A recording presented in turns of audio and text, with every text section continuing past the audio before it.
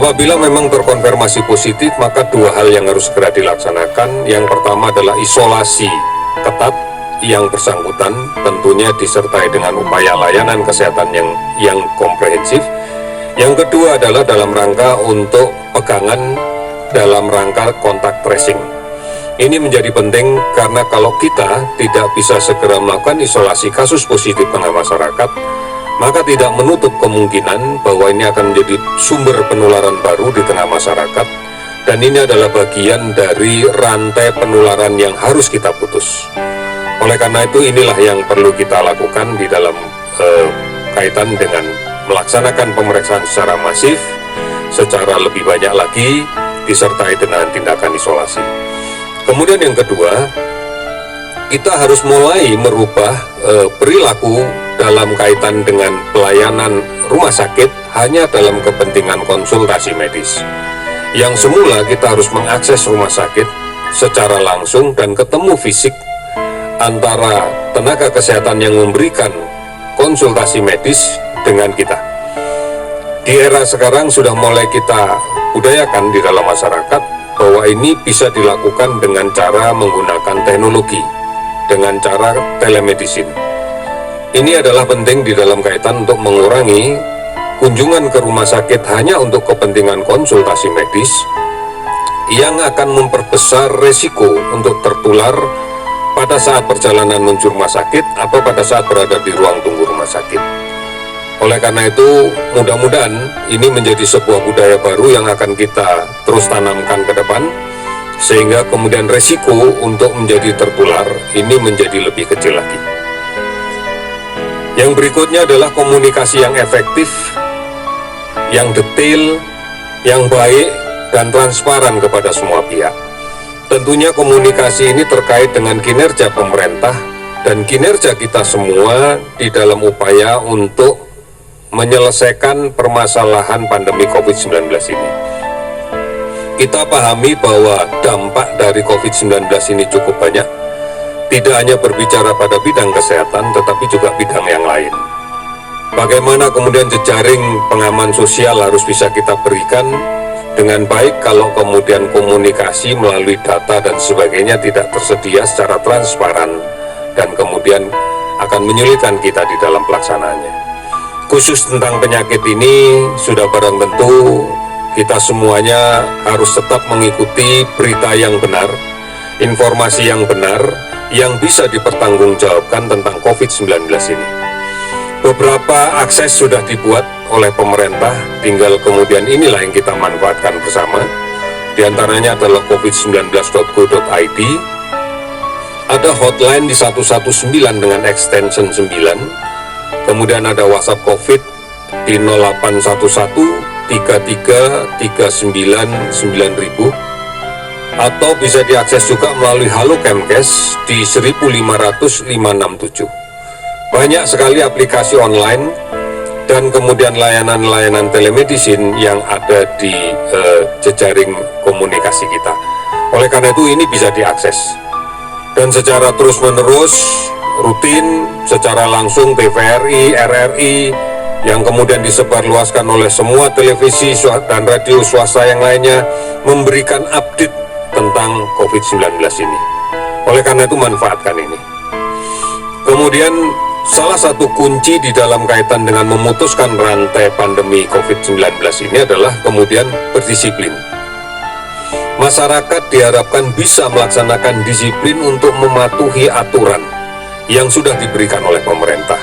Kita sadari bersama bahwa sejak awal kita sudah memberikan arahan, kami sudah memberikan arahan kepada seluruh masyarakat dalam rangka untuk mengurangi risiko terpapar penyakit ini. Di antaranya adalah physical distancing, jaga jarak fisik pada saat berkomunikasi dengan siapapun. Ini perlu kita lakukan karena sumber penularan dari orang yang sakit ini berada di percikan droplet dia pada saat batuk, bersin, dan berbicara. Dengan menjaga jarak, kita berharap tidak akan terkena secara langsung. Kemudian yang kedua, mencuci tangan dengan menggunakan sabun dan air yang mengalir. Ini adalah kebijakan yang harus disiplin kita jalankan terus. Menggunakan masker saat keluar rumah adalah bagian dari itu. Oleh karena itu, pada tingkatan yang lebih lanjut, pemerintah sudah menetapkan beberapa daerah untuk memberlakukan peraturan tentang pembatasan sosial berskala besar. Sudah barang tentu pemerintah daerah yang memahami betul dinamika yang ada di masyarakat setempat. Oleh karena itu, detail pelaksanaan operasional dari PSBB diserahkan sepenuhnya kepada kepala daerah yang mengajukan, yang kemudian ditulis dan disampaikan dalam peraturan gubernur pada level provinsi, peraturan bupati pada level kabupaten, atau peraturan wali kota pada level kota. Inilah yang kemudian secara detail mengatur tentang kegiatan aktivitas sosial di lingkungannya masing-masing. Di peraturan inilah yang kemudian secara selektif kepala daerah bisa menentukan mana yang seharusnya seluruhnya bisa bekerja dari rumah, mana perkantoran atau perusahaan yang memang tidak memungkinkan untuk dikerjakan atau pekerjanya bekerja dari rumah. Misalnya yang terkait dengan industri yang terkait dengan kebutuhan dasar, kebutuhan pokok. Kemudian juga mana yang kemudian perlu diatur yang terkait dengan ekspor atau industri strategis dan seterusnya. Termasuk bagaimana kemudian pusat perbelanjaan, bagaimana pasar, bagaimana toko diatur. Ini semua adalah kebijakan pelaksanaan teknis oleh kepala daerah yang tentunya akan tertuang di peraturan gubernur, peraturan bupati, peraturan wali kota, dan seterusnya. Oleh karena itu, evaluasi dari pelaksanaan PSBB ini salah satunya di samping pengendalian jumlah pelaporan dari kasus positif yang kemudian muncul, juga disertai dengan bagaimana masyarakat bisa menjalankan dengan baik. Apakah kemudian ini akan mampu mengendalikan pandemi secara maksimal? Apakah kemudian ini akan mampu memberikan ketenangan pada masyarakat? Maka peraturan-peraturan pelaksana pada level kepala daerah inilah yang menjadi penting. Saudara-saudara, berikutnya adalah bahwa kita harus memberikan jaminan bahwa arus logistik dari pusat sampai daerah, dari sentra produksi sampai kemudian masyarakat pengguna, dari gudang sampai dengan daerah harus berjalan dengan baik. Ini menjadi penting agar kita bisa memastikan bahwa kebutuhan dasar seluruh masyarakat bisa terpenuhi, bisa mengakses kebutuhan itu untuk memenuhi hal-hal yang sifatnya dasar. Ini yang kemudian menjadi perhatian kita semuanya. Dan inilah yang kemudian menjadi kontrol dari semua kinerja pemerintahan, mulai dari pemerintahan tingkat desa, pemerintahan tingkat kecamatan, kabupaten, kota, provinsi, sampai dengan tingkat pusat. Ini harus kita jalankan dan kemudian kita awasi secara bersama. Kita menyadari betul bahwa sebagian saudara-saudara kita tentunya akan terpukul sisi kehidupan ekonominya, karena kemudian aktivitasnya yang kemudian harus dibatasi. Oleh karena itu, kondisi ini akan menimbulkan kesulitan bagi sebagian dari saudara-saudara kita. Pemerintah menyadari ini semuanya dan sudah menyiapkan bahwa perlu ada stimulus ekonomi dan perlu ada jaring pengaman sosial yang harus betul-betul tepat sasaran. Karena ini juga merupakan bagian dari kunci sukses kita agar masyarakat bisa menjadi tenang.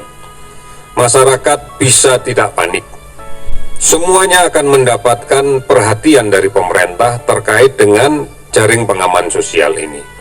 Semua golongan masyarakat, termasuk saudara-saudara kita penyandang disabilitas, ini menjadi perhatian yang serius yang dilaksanakan oleh pemerintah. Sudah barang tentu banyak sekali ketentuan peraturan yang sudah dibuat oleh kementerian lembaga terkait. Inilah yang menjadi acuan di dalam kaitan dengan melaksanakan kegiatan-kegiatan pengamanan jaring-jaring sosial dan kemudian mengamankan stimulus kepada masyarakat.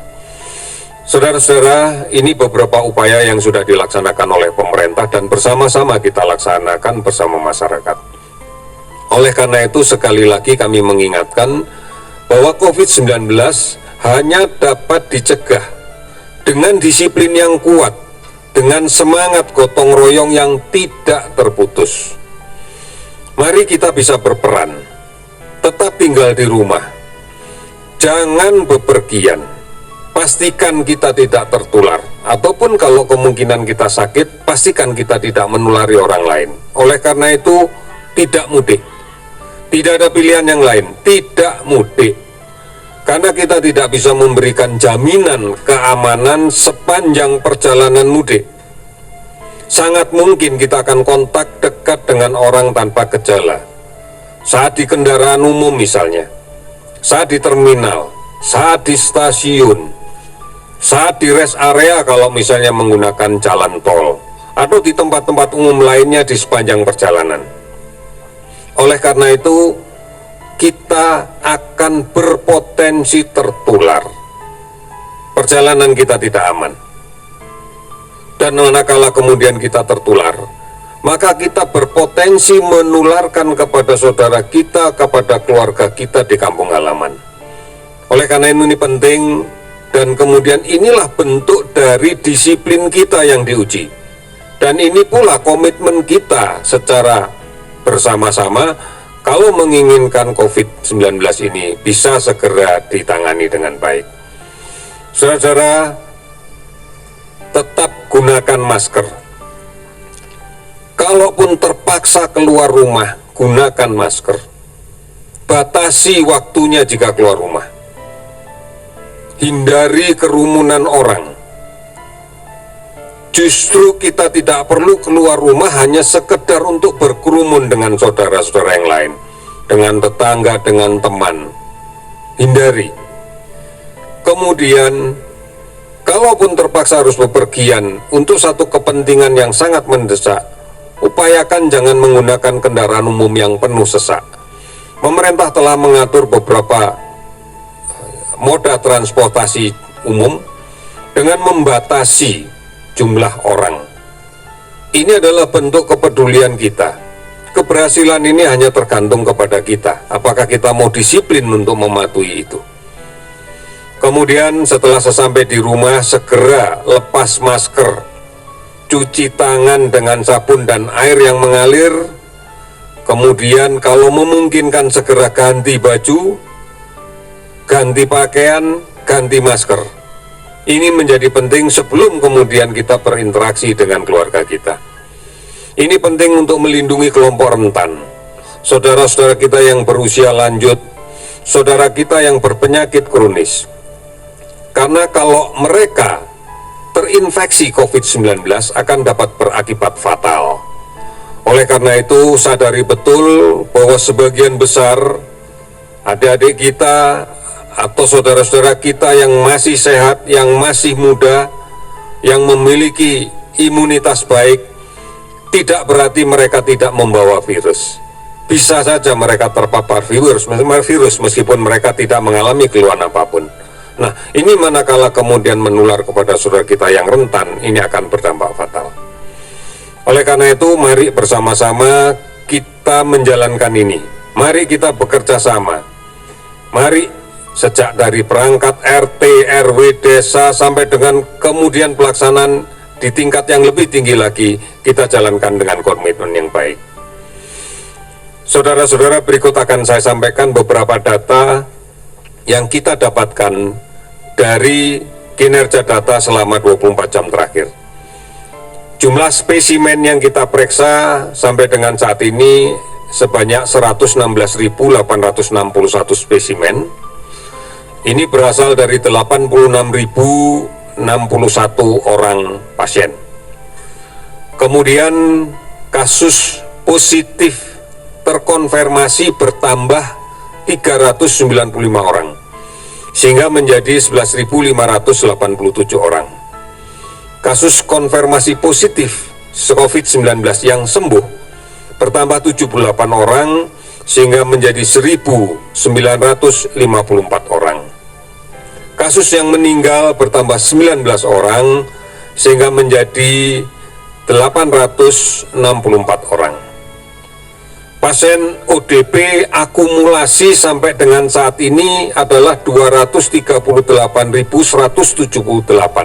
Dari data ini, kemungkinan besar bahwa yang sudah selesai kita observasi dan kemudian sudah selesai pemantauannya sekitar hampir 200.000. Oleh karena itu tinggal sebagian saja yang memang proses pemantauannya belum selesai. PDP 24.020 orang, ini keseluruhan sedang dalam proses untuk konfirmasi laboratorium dengan menggunakan PCR. 331 kabupaten kota telah terdampak di 34 provinsi.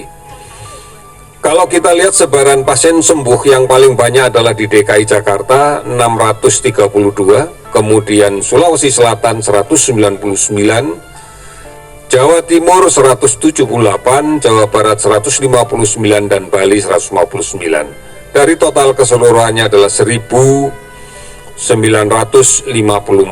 orang. Saudara-saudara, inilah yang kemudian bisa kita sampaikan. Mari kita berpartisipasi secara aktif dalam penanganan COVID-19. Mari kita putuskan penularan COVID-19. Hargai dan bantu mereka yang melakukan isolasi mandiri. Jangan mendiskriminasikan COVID-19 yang sudah sembuh. Kemudian, mari kita hargai, kita hormati tenaga kesehatan yang telah menjadi garda terdepan dalam layanan penderita COVID-19. Mereka semestinya kita tempatkan sebagaimana mestinya, sebagai orang-orang yang banyak menolong kita, bukan kita diskriminasikan. Oleh karena itu, transmisi penularan ini harus betul-betul kita waspadai.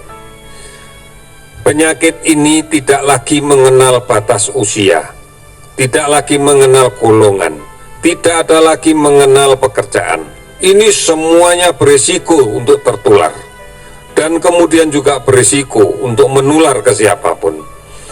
Maka mari kita harus menjadi satu bagian yang utuh. Pandemi adalah masalah dunia, bukan hanya masalah 1-2 negara, bukan masalah 1-2 provinsi dalam negara, bukan masalah 1-2 kabupaten di dalam negara. Demikian seterusnya, ini masalah bersama. Oleh karena itu ini mutlak untuk kita pahami. Sehingga tidak ada lagi yang mengatakan bahwa saya aman karena saya berada di tempat yang tidak ada kasus. Saya merasa tidak aman karena saya berada di tempat yang banyak kasus. Semua memiliki kemungkinan yang sama. Oleh karena itu kehati-hatian harus dilaksanakan secara bersama-sama. Kita yakin dengan bergotong royong melawan COVID-19 dan terintegrasi secara baik mulai dari pusat sampai ke desa, RT, RW, sampai dengan keluarga, maka kita bisa menghadapi ini dengan baik. Komitmen kita kalau menjalankan ini dengan baik, insya Allah pada bulan Juni, bulan Juli semuanya sudah lebih baik lagi dibanding dengan kondisi sekarang. Kita bisa mengendalikan secara maksimal, sehingga kita bisa menuntaskan permasalahan ini dan kita bisa hidup lebih baik lagi dari kondisi yang sekarang dengan kondisi yang mengarah ke lebih normal. Saudara-saudara, yakinlah bahwa kita pasti bisa. Indonesia, kita pasti bisa. Sekian, terima kasih.